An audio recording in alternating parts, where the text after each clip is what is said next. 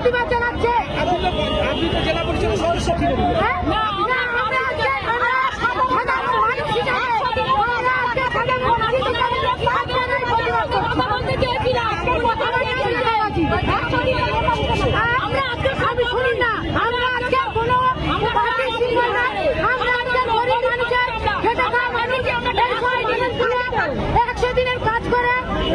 মানুষগুলো কাজ করতো 100 দিনের কাজ করে, সেই কাজ ওই শুভেন্দু অধিকারীর নেতৃত্বে আজকে পশ্চিম বাংলা বন্ধ হয়ে গেছে।